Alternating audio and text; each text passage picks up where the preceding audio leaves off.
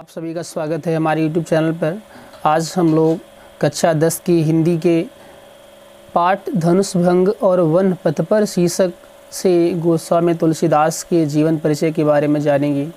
लेकिन एक बार कहना चाहेंगे कि आप हमारे वीडियोस को यदि पसंद करते हैं, आपको ये अच्छा लगता है और आपको इससे ज्ञान प्राप्त होता है, तो आप हमारे चैनल को सब्सक्राइब करें, हमारे वीडियोस को लाइक करें और शेयर करें, जिससे ज़्यादा से ज़्यादा लोगों को इसका लाभ मिल सके। तो आइए हम तुलसीदास जी का जीवन परिचय संक्षेप में जानने का प्रयास करते हैं।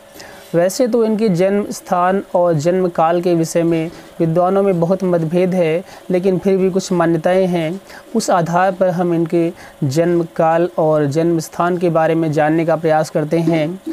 कुछ विद्वान ऐसा मानते हैं कि तुलसीदास जी का जन्म 1532 ईस्वी में हुआ था, और जन्म स्थान के बारे में तो कहा जाता है कि इनका जन्म राजापुर गांव, जो कि बांदा ज़िले में पड़ता है, तो बांदा ज़िले के राजापुर नामक गांव को भी मानते हैं। और कुछ विद्वान ऐसा भी मानते हैं कि इनका जन्म एटा ज़िले के अंतर्गत सोरो नामक गांव में हुआ था।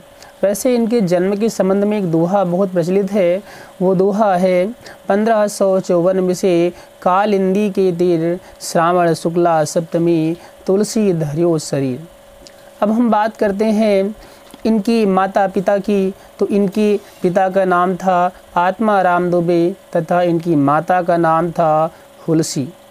कहा जाता है अभुक्त मूल नक्षत्र में जन्म होने के कारण इनके माता पिता ने इनका परित्याग कर दिया था। जब ये छोटे से थे तभी इनका परित्याग कर दिया था, और महान संत नरहरिदास ने इनका पालन पोषण किया और उन्होंने इन्हें वेद वेदांग दर्शन इतिहास पुराण आदि की शिक्षा दी।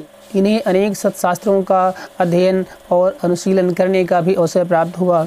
इनका विवाह पंडित दीनबंधु पाठक की पुत्री रत्नावली से हुआ था, और इनके बारे में एक कथा प्रचलित है। एक बार इनकी पत्नी घर छोड़कर मायके चली जाती है, तो रात्रि में ही आंधी तूफान का सामना करते हुए ये अपने ससुराल पहुंच जाते हैं।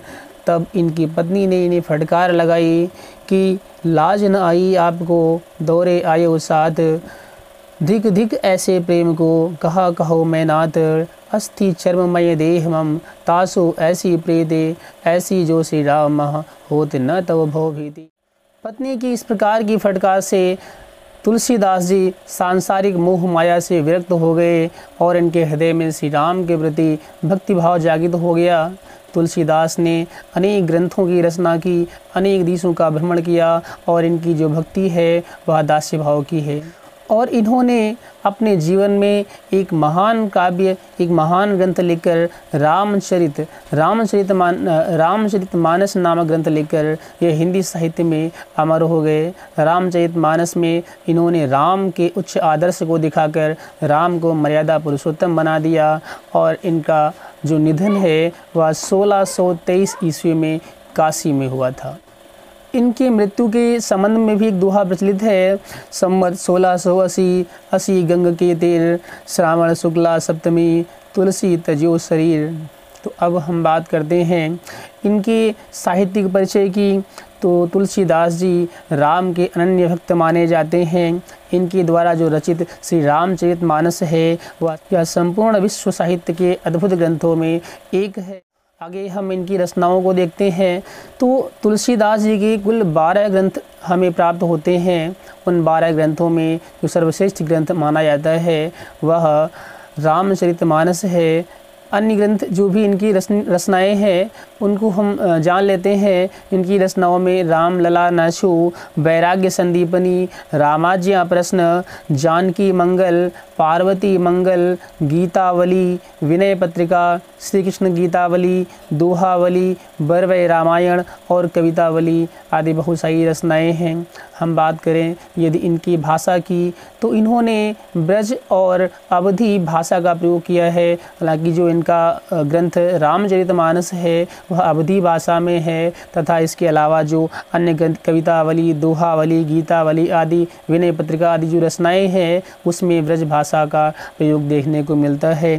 इन्होंने अपने काव्यों में दोहा, चौपाई, कवित्त, सवैया, पद आदि छंदों का प्रयोग किया है तथा यदि बात करें अलंकारों की तो लगभग प्रायः प्रयुक्त होने वाले जितने भी अलंकार हैं उन सभी अलंकारों का प्रयोग इनके काव्यों में देखने को मिलता है।